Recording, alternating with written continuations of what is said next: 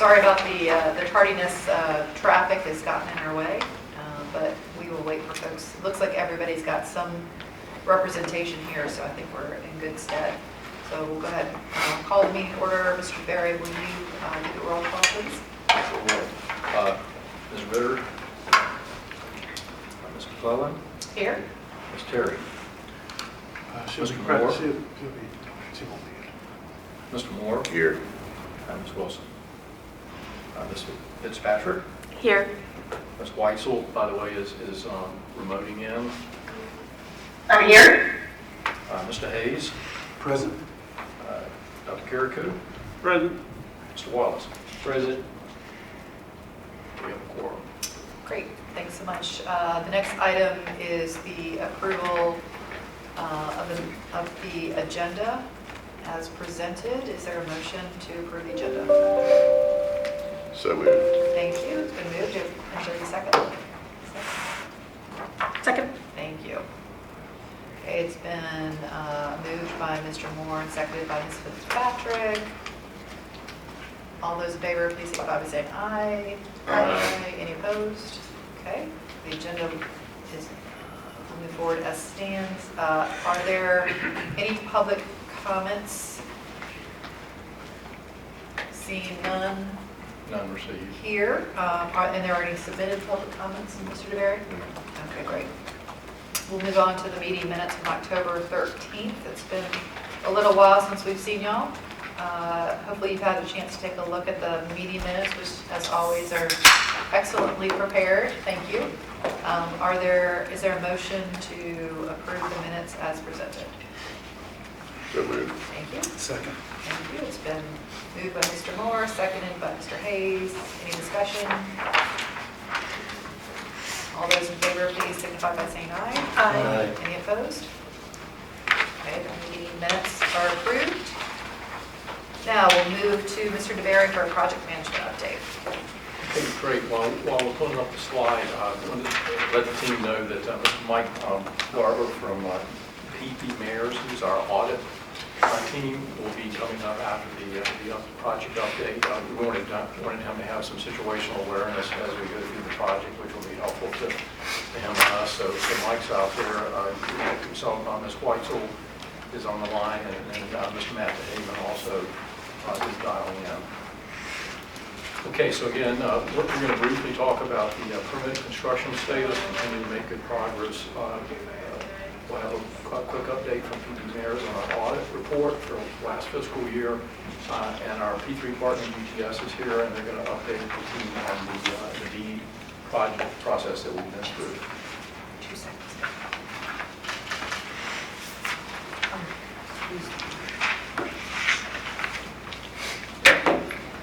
No, everybody. You sit right here. I'd rather have you. Yeah, we literally started 2 minutes ago because everybody's late. I like that answer. I wish everybody felt that way. Okay, let's take a quick look at the permit and construction status slide. It may be easier for you to look at your handout. This thing will zoom and point, but it tends to pick up bigger pieces of the graphic. So we continue to make great progress. We currently have completed 44 miles of construction of laying conduit. There are another 22 miles underway. So we have 66 miles of SNA fiber now that's either completed construction or under construction. Just for situational awareness, I'm going to walk around the map just so you have a little more detail in case you need that information for your individual cities. But if we're going to start at Norfolk, sort of the northwest quarter there, and we're going to move around towards the west. In Norfolk, there are 21 miles of conduit. Zone 1, there are 10 miles, and we've completed 9 of those 10 miles. Zone 2, there are 11 miles, and we've completed 8 of those. We brought in an extra crew. This is a lot of downtown stuff and congestion, but we're anticipating completion by mid-January to late January at the latest. Continuing on, you'll see Zone 2. Actually, Zone 2 is where the Midtown Tunnel connects Norfolk and Portsmouth, and Zone 2 is actually our in-kind project that we're working with Portsmouth. So that's about 2 miles. We're in the, we've just provided VDOT with the final design that we're proposing for going through the Midtown Tunnel. We'll be going through the eastbound. It's the older leg of the tunnel, but it's the eastbound. And when we do that, we will connect Norfolk via the Midtown Tunnel to Zone 2, which is the in-kind, and then it would go into Zone 1 in Portsmouth, which is complete. That was 8 miles of construction that's now complete. Continuing to move west in Suffolk, Zone 8, we've completed all of that, 1.25 miles. Zone 7, we completed, that's about 3.5 miles. Zone 6, we've completed 4.3 out of 4.8 miles. Zone 5 in Suffolk, we've completed, that's 5.4 miles. And then Zone 4, which is a long run, we completed 4 of 9.2 miles. Zone 1 shows yellow. That's the project where we're teaming with the city of Suffolk because we both have construction in that zone. We've called in the locates and we'll begin mobilizing next week on that. So that yellow will turn green. So all of that leg between Norfolk and connection to the Chesapeake co-bill will be under construction. Zone 2 that we started last month, we finished half of the 40 miles. And then Zone 3, locates were called in, and Danilo will begin construction on that on Monday. So both Zones 1 and 3 will be under construction. Now, the next segment you see is the 17 miles of co-bill. Chesapeake continues to make excellent progress. They're really getting close to completion on that. And you can see that'll connect Suffolk Zone 3 with Virginia Beach Zone W. Stephen, can I interrupt you real quickly?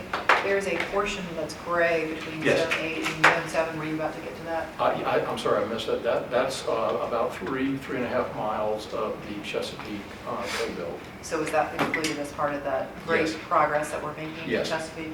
Yeah, and I think Jay told me he's pretty much, except for one permit, almost completed. Okay, Right, great. right. The northern part of the Chesapeake co-build, we're waiting a railroad permit. Once that's done and we bore under That'll the be railroad, 3 years that'll be from now. complete. Sorry. I say that with all love to the railroads. Sorry, Okay. I'm married to somebody in that.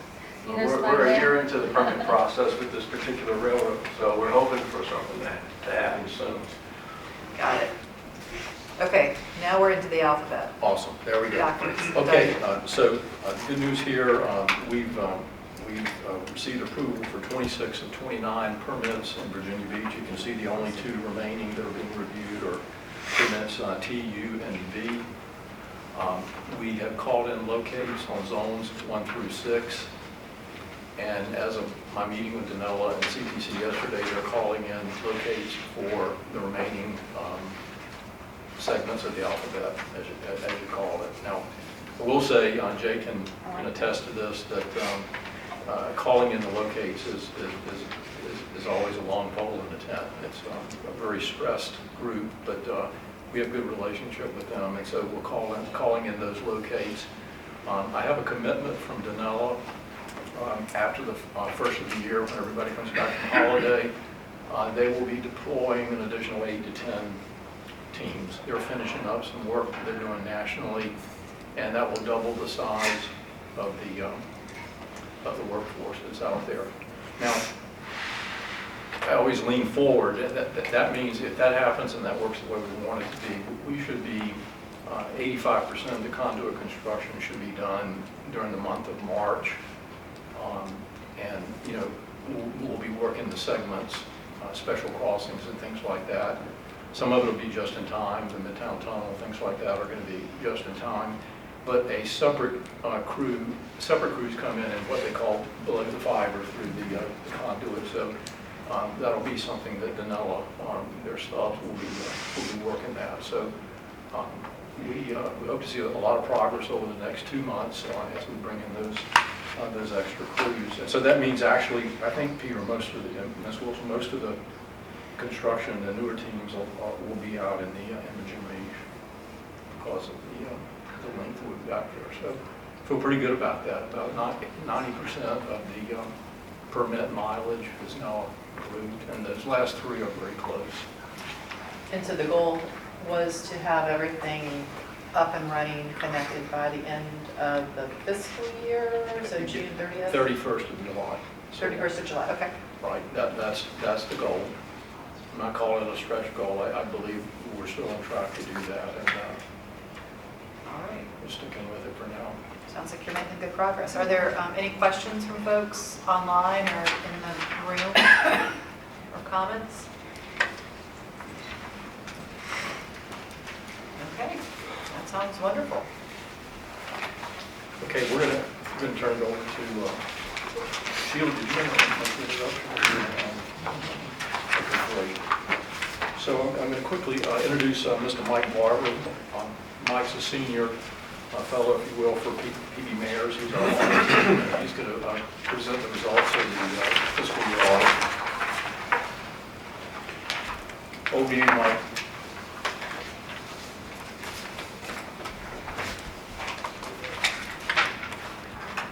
So, I think whomever's supposed to, they're muted. Simone put something in the chat.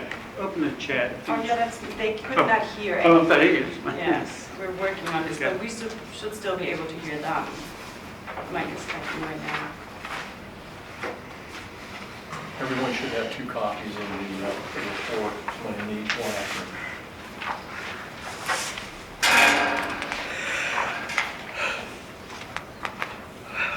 Makes you feel any better. We had our auditors present on Tuesday at City Council remotely, and we had the same issue. Okay. Couldn't hear, AV, of course. been an issue over the decades, no matter what the They- level of technology is. They said it was because there was a patch from Microsoft, and there was something. Sounds like a finding. Exactly.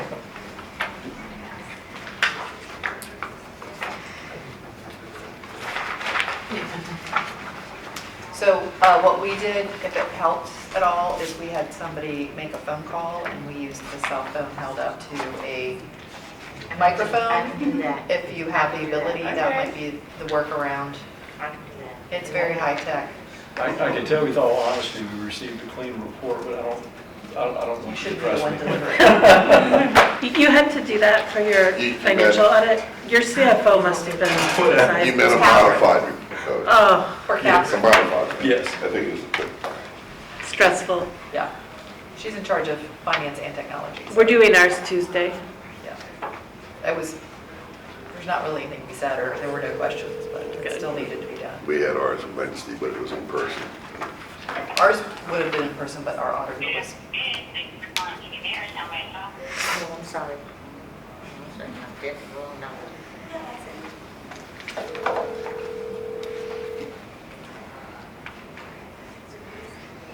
Hi, Mike, we're still having problems with sound, so we're gonna let you do it by the phone, okay? Okay, I can unmute and take my camera off and see if you all can hear me. Okay. Go Let me ahead. try that. Stay on the phone. Let me try that. Okay. You can tell me. Can you all hear me? Yay! Okay, yeah. So I'll- Okay, well, I'm going to mute Sheila. Oh, she hung up. Okay. If you have questions, you may have to have Sheila call me. Because we cannot, those of us who are on virtual cannot hear anything that's being said. So raise your hand or have Sheila call me if you have questions. Appreciate the time and appreciate you letting me do this virtually. I'm glad I'll be able to make our office Christmas party tonight and not be sitting in the car for 4 hours heading home. So thank you for letting me do this virtually, and I will be quick. Financial audit went well. We were able to issue unmodified opinion on the financial statements, so As you are all aware, the unmodified opinion is a good one. That's what you're looking for. We also had a report on internal control and compliance, and we had no findings there either. The audit went well. Our questions were answered. Anything we asked for was provided timely. Working with Sheila and Stephen and all the finance crew went really well. So we're very appreciative of everything they helped us do there. As far as we can tell, what your purpose is going well. Spent a little over $7 million last fiscal year on the broadband authority. So, and I can see your charts. I couldn't hear anything about the charts, but I could see them.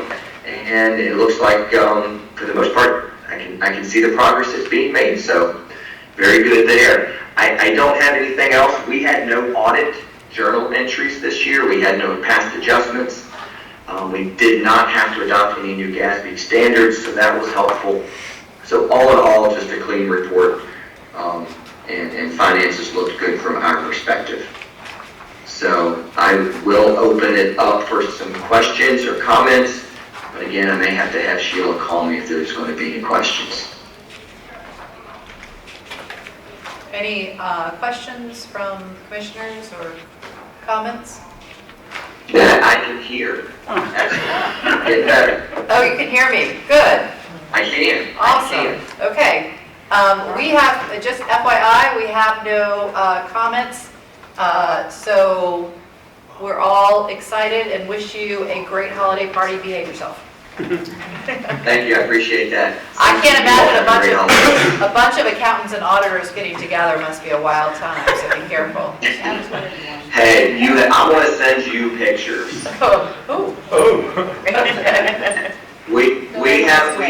We can't help ourselves. We have an ugly sweater / costume contest tonight, so it should be over the top.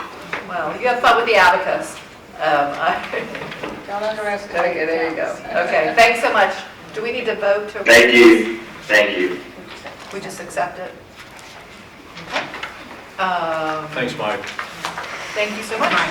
Okay, we'll move on then to the next item on the agenda. We'll be talking about the BEAD program. And I think, will you produce this or present this? Awesome. You guys have met Noel and Pat also, so here.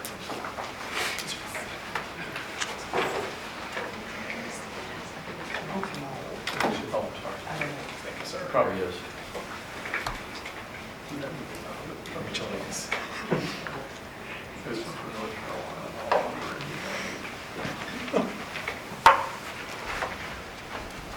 So can we do a little test to make sure the folks on the line can hear you? Check. Hey, Catherine, can you hear? Noel's going to do a little, Test 1, 2. can you hear that? Yes, ma'am, I can hear that. Okay, thank you. Where's the speaker here? Matt, you okay? Speakers are. Yes, sir. The audio is coming through clearly now. Thank you, folks. Thanks, Matt. Excellent. So, just give a quick update on BEAD and pretty much the past 30 days, a month of going through the challenge process and kind of how that turned out. So you may remember this from last time, just really giving us the layout of the BEAD, how it's been coming so far, the allocation to Virginia. We're really going to be focusing on this last 30 days and kind of what's to come after this challenge period. Really, it started out after the initial challenge window opening. There was a few days of technical difficulties on the challenge and the speed test site, but really right after that, we went into a kickoff where we met with the member cities. Many of you all were in that meeting, and that was really productive because a lot of the CIOs that we met with brought in city managers, their offices, public information offices, really anyone that had reach into the community where we really needed to get the message out about the speed test, performing the test, and all the information about BEAD. So those were really great. After that, we really saw just how much the public information offices really put out in terms of putting it on the spotlight, any kind of social media outlets that they had access to, those being LinkedIn, Instagram, Twitter, those kinds of websites. Marketing going out to the educational, either schools or different universities, things like that. Next door posts, I mean, really it goes through the gamut of newsletters, flyers put into libraries and many different departments and facilities like that. So there was periodic check-ins. What we would do, the marketing department for GTS would, help with any kind of additional marketing they would need or ideas to really get the message out there to help citizens understand, what the test is, how to perform it, what it kind of means for Virginia, and how to get some of that funding for our region. And this is what was really exciting for me, just to see all the different ways that the regions have taken that message, got it out to the citizens in the way that they can understand it for their area, the people that really needed it. Newsletters, I mean, everything from news to editorials and stations to get it, all the messaging that went out was really incredible to see. And so that was really important, to get it to who needs to see this, getting to those unserved and underserved populations that need to take this test to provide the funding for the area. That was really incredible to see, and I really have to congratulate the different departments, really, for the member regions. They did a phenomenal job at getting this information out, working with us, and really helping find those areas where we need to get this messaging out to. Now we're going to go into some of the numbers here that we saw, and this is coming back from the DHCD and the Office of Broadband site. These are some of the numbers that they had here. And we see this pie chart here and the numbers on the right. Now, the numbers may be a little bit lower than we were expecting or hoping to get, but I really want to focus on just how much our region was able to get of the total submitted data for the state of Virginia. This was a very short window. We're talking about from when the site officially came online to when the test ended. I mean, we're talking less than 30 days. They had 30 days to submit the challenge per NTIA guidelines, and we captured nearly 50% of that. And that really has to go out to all the marketing that was done. And these are the speed and availability challenges here. And of course, any questions throughout this, please ask. This is maybe not as much as we wanted, but you have to also remember that this comes with the caveat of this is a very technical test. The Office of Broadband kind of had their hands tied with what they had to do, but between taking the speed test, the citizen or whoever submitting the test clicking to ensure that if they submit the data, that we can then use it for the challenge process. There's a lot that goes into getting this information back to DHCD and making it accessible to us to use for the challenge. No, I just want to interrupt. So, yeah, please. So I think the other thing is it had to be 3 different days within a 7-day period. So at the same location. That very technical and hard to do.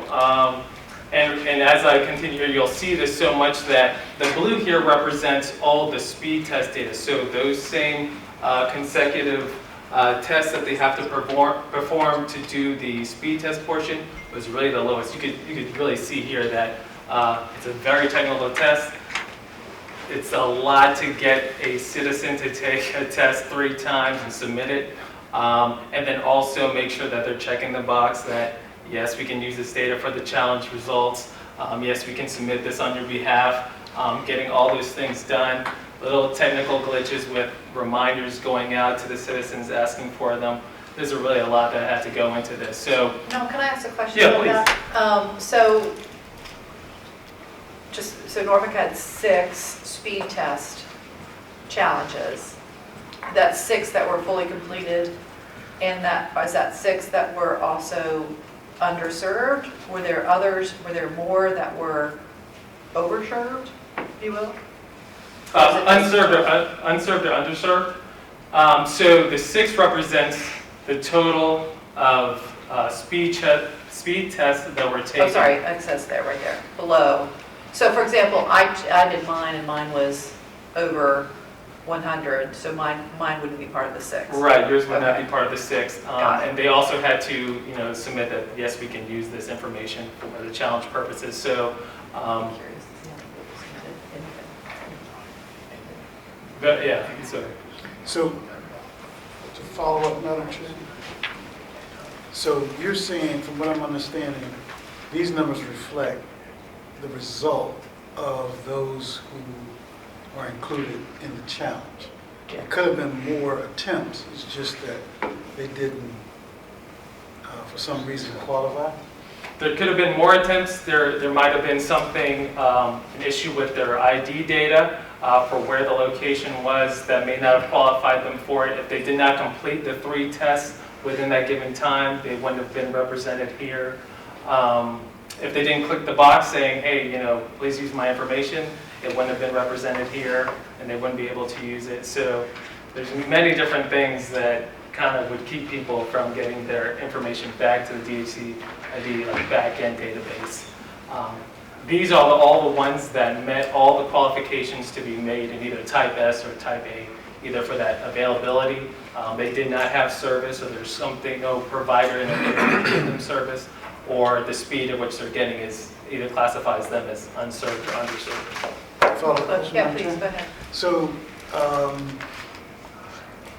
for these addresses, if, say in the case Norfolk, the 6 there, that qualify as speed test appropriate, what if there are really other residences in that immediate environment, even though that says 6? Will Norfolk be able to benefit more? So let's say they're multi-family dwelling units or something in that 6. And we know that, the speed's right around them, they all have the same provider. It's our understanding right now that under the current rules and the current mapping, those additional addresses couldn't be added into this round of funding.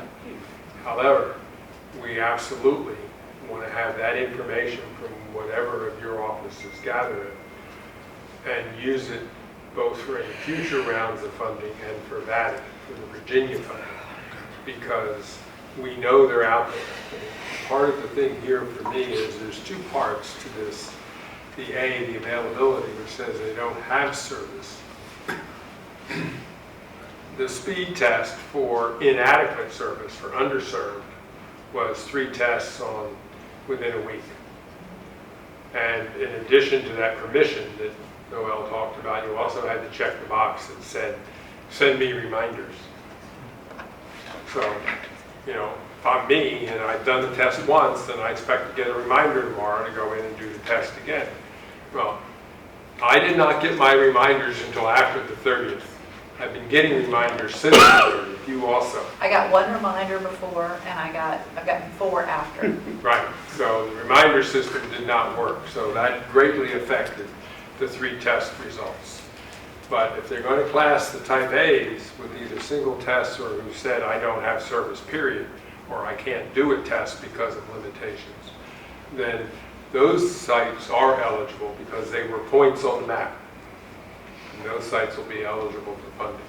So the sites that aren't on the current FCC/state maps, we don't expect to get funding for, though we will appeal to the extent we can for those. But in the future, we expect to insist that the points be corrected. So, For instance, I'm suspecting that in Virginia Beach, there's one about 1,200 unit complex that's not on the years-old maps that the contractor used to do the FCC maps. So whether they have service or not, we don't know, because there's 1,200 units there that aren't on the map. So can I make a recommendation, since I'm going to take a point of privilege, since we happen to have a city member of the House of Delegates here, that Virginia and the DHCD, they have a mechanism now to do testing, which is great. They should have an annual testing day or week every year. Maybe it's whatever it is, maybe it's the new year, first week of the year every year. Might take a while to get implemented, but the state needs to have a better record of this, and this was we did the best we can, to your point, but it should be an annual process, and they should be thinking about this. I don't know, Cliff, this is an idea. Yeah, and Mr. it's been Delegate. more than a decade that we've known the masks were terrible and needed to be And changed. Maine's been doing some crowdsourcing around this, and there are other states that are doing this. Yep. So I'm pleased that they have something in place. It was actually better than I anticipated. It was difficult, but it was better than I anticipated. So I know everybody in here took the test, right? So anyway, sorry, we interrupted your. No, that's fine. And if there was an annual process, when staff and elected officials are out in the community getting complaints about coverage or speed, then we can refer to this annual process. Well, and I like doing something, maybe it's the last week of the year, or the first week of the year, everybody's got their new devices and everybody is at home, right? So that to me is the time when it's going to be stress tested, which is the time when we want this test to actually happen. I'm just thinking. Yes. Well, I think the annual test is fine. I think the site to report your issues should be up all the time. Oh, that's a really good point. That's a really good point. Okay. Anything else, Mr. Delegate, you'd like us to give you ideas on? Writing feverishly because I really like the idea that you just mentioned about an annual speed test day or something, because Speed test week between Christmas and New or a Year's. week or something. I like that because it begins to familiarize everybody with the process of checking out what your speeds actually are.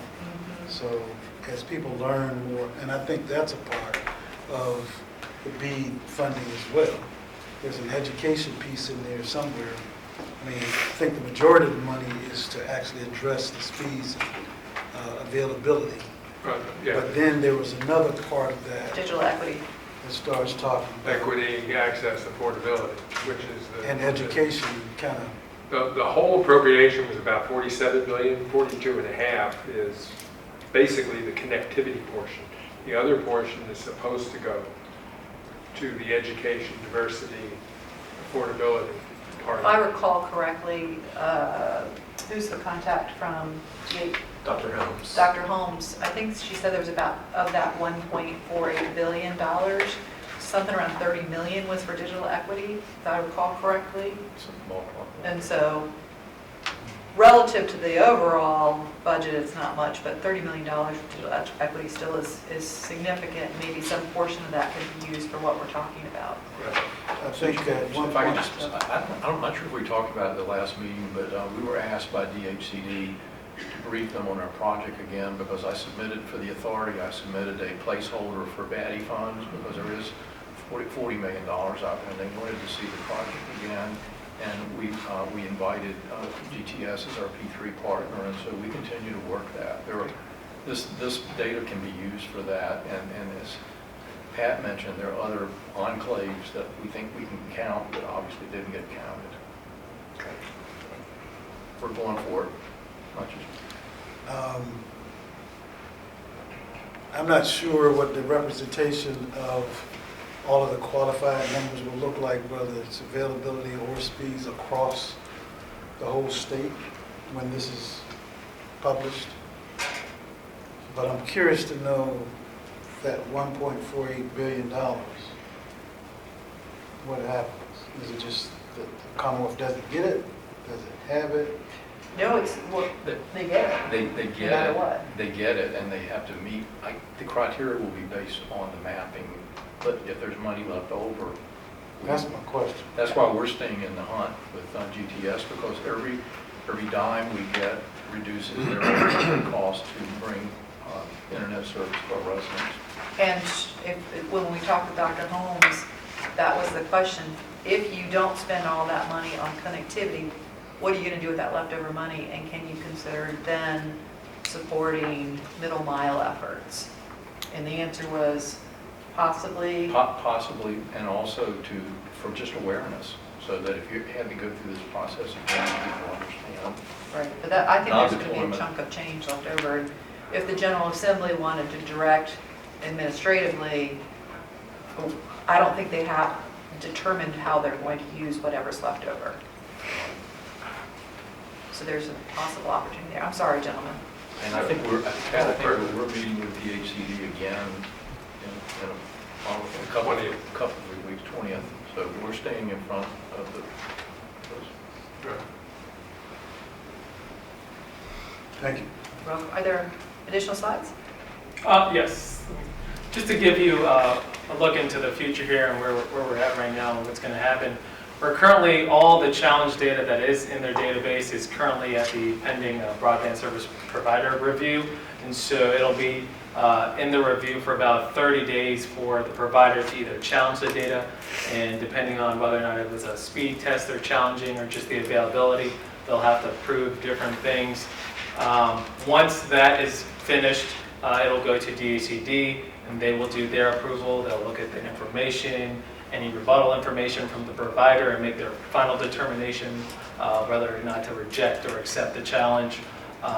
And then it will move on from there. And that'll be kind of the entirety of the challenge process. So we're still kind of in and out. We just finished that challenge testing period. Now it's going to go through the rest of the review period.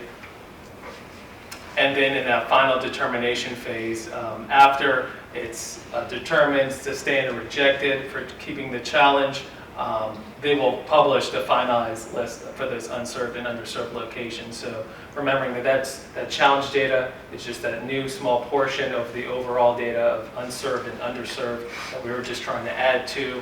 And they estimate a soft target. A lot of their dates are flexible, January around 17th, to have all that challenge and review data gone through.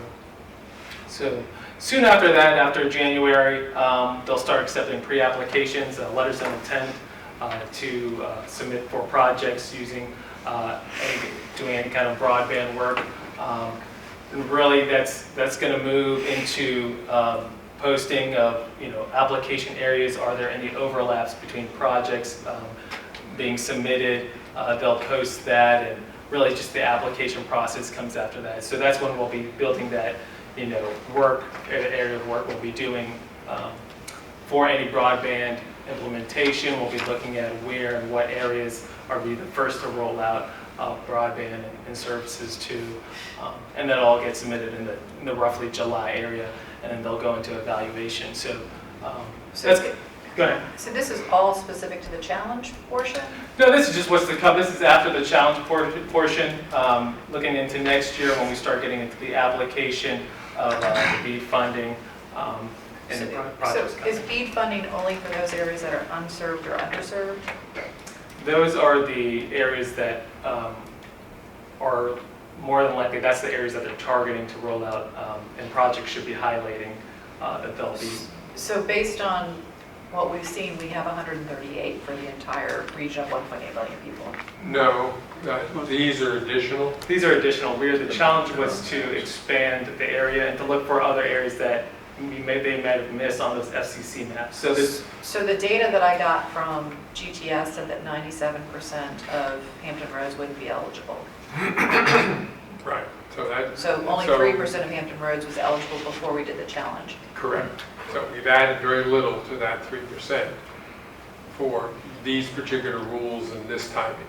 So Pat, can we, maybe a stretch for the January meeting, it would be nice now to take that 3%, because the whole point is for whether it's city-centric or region-centric, for us to identify projects that would fit the model. I mean, because that's what we're trying to bring those dollars in to reduce overhead for hitting unserved and underserved. Right. Is that something we could look at in January? Is that too early? That might be early, might be better in February, but we'll be writing that up. Certainly within the basically we'll take every point that DHCD says is final for unserved or underserved, and figuring out a project that addresses it. And it's interesting that projects can be as small as one address. So if we have to jump to hit a CIA, like a library out in an area that's otherwise well served, to hit that gig up and down for that CIA, for that community anchor institution, we can develop a project to go get that one. In one of the clusters in Norfolk, like a multi-dwelling unit that isn't served, we can apply for that cluster. So I expect that we'll end up putting in more than one project. for the region. And I don't know that they'll follow city boundaries, so that could be one decision. I suspect more they'll follow the logical project boundaries. So So we will try to get every dollar into Hampton Roads that we can get in, because this is really and truly one-time money. It's do it right, do it once, or lose out. You know, I've been through that with communities with Great Society dollars on water and sewer. Communities who took advantage of that time and got their sewage fixed and up and running and properly designed and built, and those who didn't. And some of those who didn't are still struggling today to get proper sewage into their communities. So to me, this is very similar. Take advantage of it. Use all of your political clout, all of your delegates and senators to make sure that Hampton Roads gets as great a chunk of the dollars as we can reasonably rate as part of the, you know, what is it, a sixth or a quarter of the population of the Commonwealth, and we're getting 3% of the money. There's a little disparity there that you can go to bat for. And you know, we'll do what we can to maximize it for the region. So just a couple things. We can go to bat, but they have a pretty well planned out and orchestrated, this is how the money's going to go out. So I don't know how much political waiver room there is from DHCD. I guess it's about 138 elements for the cities that reported. When we come back, I'd like to see a map of those two, because it'd be interesting to me, is it if they're clustered or they're all over the place.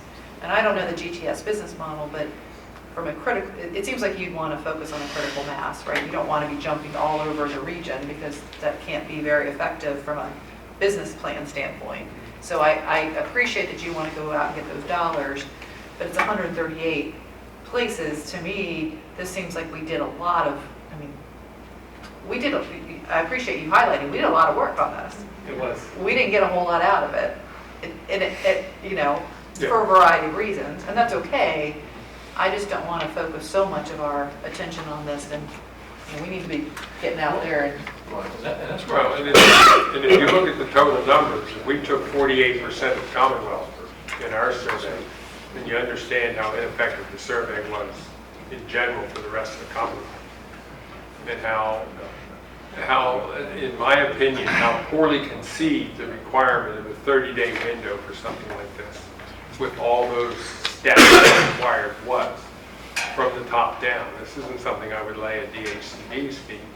This comes from the NTIA, from the underlying legislation in the NTIA. So I have a couple of other comments overall that's not related exactly to feed, but I just want to, if you want to finish up. Yep, that's. Okay. Awesome. Guys, any more questions? So one of the things that I'm more concerned right now than I am about BEAD is the ACP, which is the Affordable Connectivity Program. So the ACP that came down through, I don't know what infrastructure, what federal dollar program it came through, but it is essentially the program that allows people to get internet for $0 to $30. That funding is going to run out second quarter nationally. And it is part, to me, if I think about if our job here on this commission is to ensure that more people have access to the internet, or as many as possible, some of it's connectivity, some of it's affordability. And quite honestly, in most of our communities, affordability is more of the issue than it is actually the connectivity. So as a board and an authority, I think if we're going to put our political power somewhere, we need to be thinking about, at the federal level, what does that look like? And apparently it's part of the emergency domestic supplemental, which is being negotiated right now, and I can get that information to you guys. But, and the governor needs to sign on to the letter requesting this, and as of 2 weeks ago, our governor had yet to sign on to that letter nationally. So, the other thing about the affordability as far as DHCD goes is that if, because of this mapping, not all of the funds of the 1.4 billion are, everything else Fatty's done has been oversubscribed by about 3x. They had 100 million, 300 million came in grant requests. This one may not be oversubscribed. And I think part of the thrust for DHCD and for the federal push is that anything that isn't expended for connectivity goes into the affordability and connectivity portion of it, because you're correct. Except for regions of Chesapeake and Virginia Beach and a large chunk of Suffolk, your issue here is more knowledge and connectivity than it is actual access to the internet. You know, I'm sorry, can you say that again? Our issue is? Connectivity is affordability and knowledge as opposed to actual connectivity. Can you get connected if you wanted to? Where I live, connectivity is the first issue. After I get everybody connected, then I can worry about affordability. Right. When they can get nothing, I have to build first. In the dense part of your cities, that's not the issue. The issue is diversity and affordability and knowledge, and why you need it, and how to use it, how to get devices to use it. So that can be part of your political push, is understanding that for the metropolitan areas, the soft side is as important or more important than the hard side. Mr. Crum? So I just wanted to ask, and Delegate Hayes, I'm sort of thinking about maybe how to engage with you and our caucus members. So I'm curious, do you know how other regions have done with the response to the speed test? Do you have any read on the remainder of the state? Yes, so, yes. 52% So what that tells us is there's going to be BEAD funding left, right? Yeah. Not necessarily, Okay, so because high cost and rural is going to chew up a lot of it. that's a great point. I wonder, and I'd be curious if what your thoughts are or recommendations, but one legislative request we could make of the General Assembly would be, I was just reading the wording about BEAD that we've all read 100 times, right? But it does talk about once you deploy and you serve unserved and underserved, the next step is they talk about coming back and promoting affordability in the exact words that you're using. And I wonder if there might be an opportunity for conversation during this session to sort of broaden the applicability of BEAD that might allow us to apply more of these monies here in Hampton Roads, to your point, Mr. Cody. Right? Well, as long as there's funding left for connectivity, then yes, Hampton Roads can step up to the plate and say, okay, we have serious affordability and diversity issues to address, and here's our plan to address them. So I think part of that is already in place with BEAD. The key's going to be, we went into this with the Commonwealth saying there were about 200 or 250,000 that weren't connected. Now, since the mapping's been done, I actually haven't seen the count. Have you, Noel, ever seen the total count for Virginia? It went up some, but I don't know that it doubled. Well, I look at 1.4 billion and 250 or 350,000 and say that's enough money to hook all them up. There should be funds left. And if there's not, I'll be looking at why not. It's sort of like my take on building broadband networks, which is the capital is so intensive that if you can afford the capital to get it built, it ought to make money. Because it's so inexpensive to operate compared to build. Go ahead. So I'd like to ask the question, and this is information that I understand is available in each of our municipalities, and I'm looking to Dr. Kay and Peter and Cliff in here, what the uptake of the ACP program is in each of our municipalities. Do you know, apparently you can get that data from the federal government?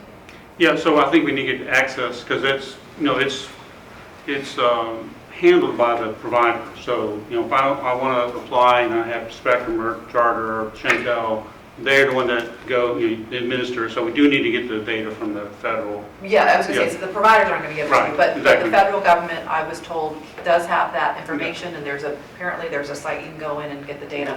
I don't know where that is. Yeah. I have a contact if we want to go that way, or if the cities want to follow it up, but I think that doesn't necessarily say exactly how many people need it, because I think there are a lot of people who haven't applied for it. It tells you who's going to lose it. But Real soon. yes. Yeah, real- And that to me potentially. is, at a Yeah. minimum, I thought that was a pretty jarring stat. That's number one. And number two is, our federal delegation now has the ability for earmarks again. They call them something else. Community projects. Yes, community projects. Have we enlisted or made sure that our federal delegation, because I know previously we asked for money for the connection to the peninsula. Is there an opportunity to be lobbying them for that? There is, but to be honest, they're looking for projects, a sweet spot of the earmarks or that $2 million range. Now, that's money you can use for planning and design, right? But for construction, they're really spreading around a little bit of money in a lot of places. But So, Pat, it's like 250, is it 250,000? I'm sure of the math. Was that? That was some of the older numbers. So I haven't seen the numbers So you since think the they're point data came out. If you took their average batty cost that they claim is 2,200 to 3,000, that's only half the money. Yep. So the question is, how many more unserved come out of the woodwork now that we're doing some serious Not mapping? many. Well, I think. Well, this was a challenge process. Right. This wasn't the maps. But in our case, it was only 3%.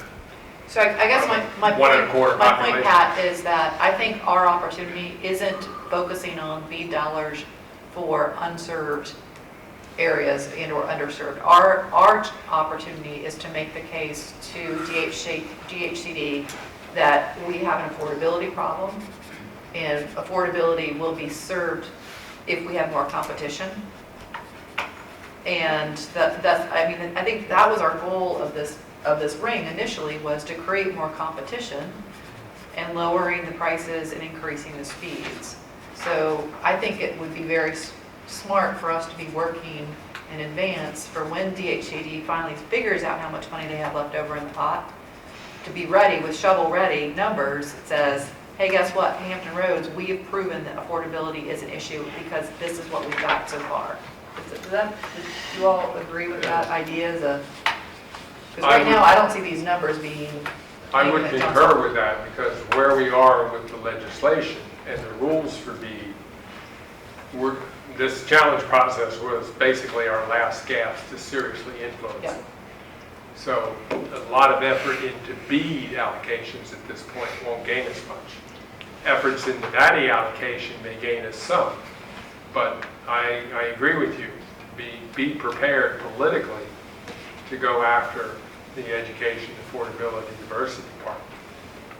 In the volume 2 proposal that DHCD has, a portion of the application process is how do you meet that affordability, and so really highlighting that, I think, in the application will do us really well. Is the board okay with when Pat and Bill and I meet with DHCD to start pushing this with them? Oh, of course. So the question, I don't know if you can hear Bob. Bob asked, are we okay? Bob, sorry, Stephen. Did I do that? I apologize. It's all the same. I'm looking at you. When Stephen asked when they meet with DHCD, can they start teeing up this discussion of affordability? And I think the answer is 100% yes. I think we need to do that. And I guess my question is, can we then, I know we've already asked a lot of each of your cities, but can you find out what your ACP uptake is? Or- Yeah, I'm going to try. I mean, if you have a point of contact, but I think we have to get data, access to the data, and we'll search, but having the information from FCC will be, I think is important. And we'll start doing the searches and contacts, if there's any contact information. And I wonder, we just did this big push on speed tests, et cetera. Do we do something similar where we as a region say, I mean, of course, can you afford your internet? Right. Everybody's gonna say no. But at least we'd have a data point. I don't know how that would work, but outside of who's using ACP, I don't know how else. Unless you think about the qualifications for ACP are Yep, there's- SNAP, yep. EBT, There's a whole list of like. WIC. Yep. I mean, at a minimum, if we have those numbers, which I know each of our cities has, Well, we have that regionally. we have that as a region. We could also correlate that as well. There's a salary element too. So Stephen, we, at the PDC could work with, get our team working with you, and we could, all the numbers, Madam Chair mentioned, we can put together at a regional level, right? The income levels, the poverty, the SNAP, Right. So your percentage identified as disadvantaged against the percentage that have ACP gives you your delta to go after. Exactly. I think And we that's can going to be a fix- big delta at this point. Yeah, I think that's a really good, I think that's a good We can do plan of attack. Yes. So, okay. So I don't think that this is, by no means do I think that this was not a worthwhile exercise. I think it was incredibly worthwhile. I mean, it really got us to work together and think about what we have and what we don't have. But it also highlights what I think we knew, which was we're connected Sort of. physically, but that doesn't mean that our residents are actually getting service in the way that they require and should have. Yeah, and just to reiterate, so the challenge is on top of what is already identified as unserved, underserved on the map. So there's probably, in Norfolk, it's probably, it's not many, but it might be several hundred.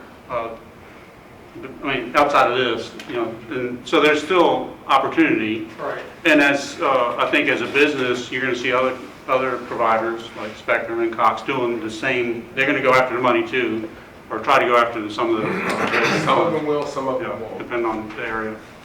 Yeah, some of them don't want to be. Those that already have fiscal plan out almost everywhere would rather stifle the competition than deal with the federal requirements. Madam Chair? Yes, sir. So one of the things that we've really, with Matt's leadership, moving into is expanding our social media into Nextdoor. And Matt's been able to engage pretty significantly in our community. So Matt just sent me, very unscientifically, but the biggest input he received on Nextdoor about the BEAD speed test was cost complaints Yes. for internet, not speed. Yes. Correct, Matt? That's what most people were talking about. At that point of belaboring it, it was cost. That's what we, the largest. I mean, as elected, I'm sure that's what you hear, is that it costs too much, don't have enough competition. Oh, it does cost too much. I mean, it doesn't cost too much. Yeah. I think we all agree it does cost too much. And it costs too much because they can charge what they want. Is there any sort of regional education program on thinking about that, it's connectivity, it's affordability, and it's knowledge or know-how? Is it just, where's that knowledge and know-how piece going to go? How is DHCD going to deploy that? Is it going to be a one-off? Are they going to look for nonprofits? Are they going to look for schools? Do we have any idea? My understanding is they're going to expect us to develop the plan and give it to them. When we met 2 weeks ago, they said, anchor institution, you come to us, it seems like the regional play makes sense. On educating how to? Yes, and identifying projects, actually identifying. Yeah, basically all of our social service agencies are the ones to get tied into being able to do that. So they're going to Both depend on. governmental and nonprofit. But as a city or as a region, you have to come together with that plan and give it to them and say, this is why you're going to fund us, because these people are going to take care of it. So should we be thinking about that track as well? About if we were to receive these funds, what sort of educational process would we have? Well, I think that's one of the things that we talked about. I guess what I would want the board to be clear about is where does the city begin and where is the board? I mean, so if, let's say that Pat, the team, the SNA GTS team takes the maps and comes up with 4 really solid projects that involve 4 cities, do we have the authority to submit that project as a regional project so that we reduce the overhead cost that's inherent to building out the last mile, or is it going to be each city says, no, that's going to be my project? We have with GTS, we have a ISP provider, so we have we're a step ahead there. Just something to think about. I think once we see what the projects are, we can come back and determine that. I don't think we're ready at this point. It's hard to, it's a hypothetical that I don't think we're ready to answer. We're going to proceed until apprehended then. Sounds good. I do think we all agree that there's the haves and the have-nots. And the have-nots, it's holding them back economically. They're going to continue being the have-nots. I mean, internet, it's like, today it's like having electricity. It's a very valued utility. If you don't have internet, it's like not having water or electricity or some of the other things. And it's going to hold people back. It used to be, we always used to say education was the key for socioeconomic deprived people not to get ahead. Well, this is a big part of that. And I think we've got to find a way that it's access for everybody. So I think the point Steve's making is once these projects come back, if the projects are, 2 projects in Suffolk, 1 in Chesapeake, and 1 in Portsmouth, do we as a region say, yes, these are the ones that we want to go after, or does the city in each of those cases go after that? And at this point, we don't know what the projects are. I think we all agree that's what we're going to, but I do think, I think it's really interesting to think if we had a regional initiative on the education piece and the know-how piece.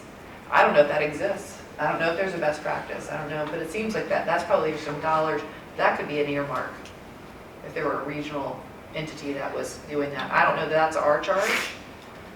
Or find a way for people to qualify to get internet if they can't afford to pay for it. Well, that's that's the ACP that we're talking about. There's a federal program there. But the problem is if, I don't know, the grandma who's never used a computer in her life but needs to connect with her doctor or her children, doesn't have a device and doesn't have the know-how, she can have connectivity and have it affordable, but that's the third leg of the stool that we're talking about. That's the piece as well where there's going to be some dollars. So how do we provide that element as well? And I don't know if that's our charge, but it is going to be a part of that funding formula. And does anybody know locally where, I know this was going on like 20 years ago quite a bit, but I haven't heard anything, Cliff, of anybody doing that. Well, it may not be our charge, but we could put our thumb on the scale. Absolutely. So one thing that came up, and we're brainstorming, we're live, but we're brainstorming, one of the things that EACD talked about and that we're looking at is that might drive a regional process is you get more money based on how much you put in. And so we've asked, does our $25 million investment count towards that? That's why they thought that regional projects would be strong. So I think we have some work to do. But I mean, Pat, you kind of heard that, didn't you? Yes, I did. And two areas come to mind on the education piece for me right away. One is your libraries and their programs for the adult continuing education of it. The other thing is that at Hampton Roads, you have a unique asset in the fact that the school zone's WHRO. So if you obtain grant money for WHRO to do educational programs for that purpose, you have a vehicle that reaches almost everyone. That's a really good point. And I'm sure, and they have the technology backbone, and they're funded by the school systems as well. So there's that element. Maybe we could bring them in as a partner. So, that's future, but those are just 2 areas that, are ways to Peter, did you have a comment? ways to distribute knowledge. Yeah, so Sorry, Peter. I'm the everybody. Dr. Keg, just everybody, just ignore me today. I got my names wrong. You down there then. Yeah. So just a reminder, so the VADI RDOF for Suffolk Isle of Wight and Southampton is basically through HRPDC. I mean, we do that as a group. We teamed up with Spectrum because they're the primary provider, so I don't see why we couldn't with, any initiative, because it definitely helps, and it helps when we report out to the state, so I think it's, the model's there for us to do these as a group instead of separate. So, Bob, should we also be teeing up the idea of just an exploratory conversation with WHRO to think about as an entity to see what their interest might be for future educational offerings? Sure, we have partnerships with, or had partnerships with them in the past, and that's certainly something we could explore.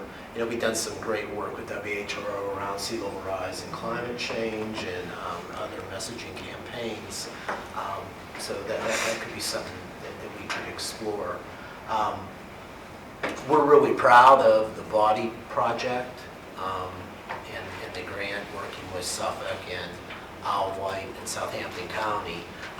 I will tell you, in terms of scale of that project, it's creating some serious cash flow problems with a budget of our size. We're doing it and we're making it happen, but there are learnings. You know, our friends at the state are helpful. Patrick knows what I'm going to say, but when you submit it, you have to front the cost for your contractors. And sometimes it's 4 months till you get the reimbursement back. And for an agency like us writing $3 to $4 million checks, it gets a little nerve-wracking. But as Dr. Kay said, that shows the proof of concept is there of coming together around these infrastructures.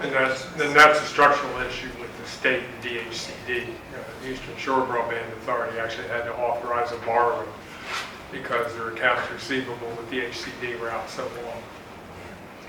So that's, in my book, that comes under the no excuse cert category. So I'll go ahead and commit GTS as our partner, but to Bob's point, though, if we see projects that would create an asset on the data sheet that furthers the connectivity, and you're the internet service provider, you've got a lot better cash flow opportunity probably than Bob does. I mean, if you see that as a project that's you're going to be able to leverage and build $10 million worth of broadband, we can figure out how to front the money or something. So just thinking.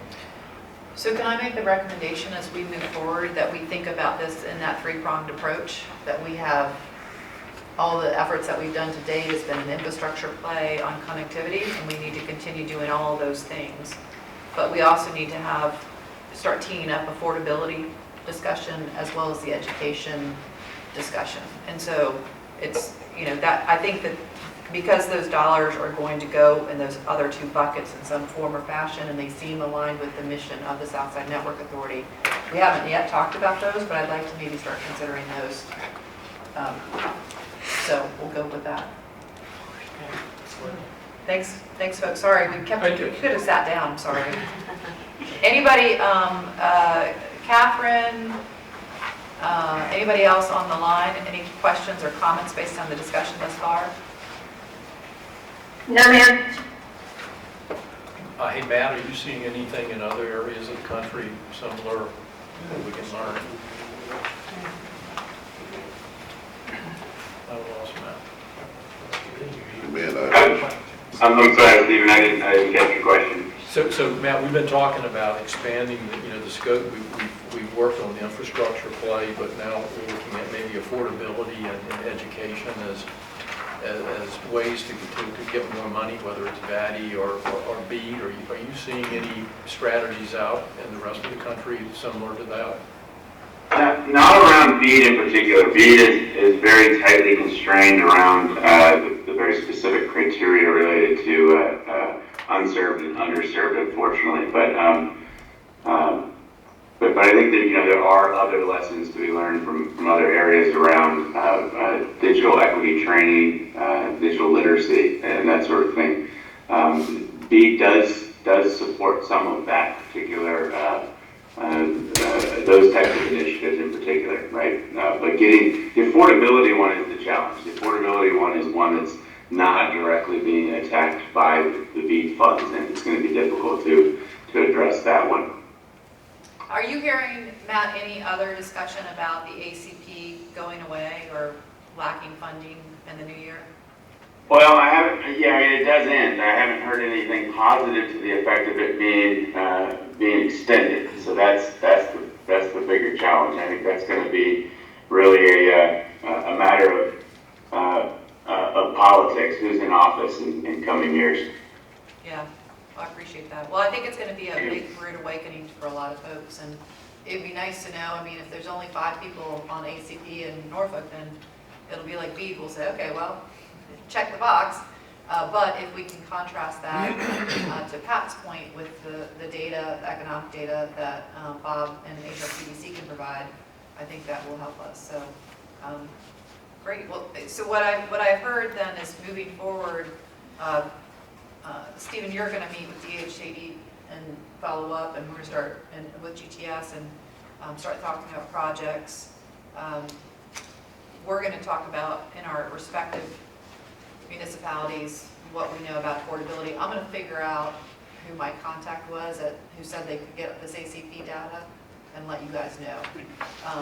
And then if it's okay with you all, Bob and I'll talk about maybe reaching out to WHRO to talk about digital education, literacy, equity, and see if there might be I just want to have a shovel-ready project because I think this is going to, all these federal funds, as we know, need to be spent.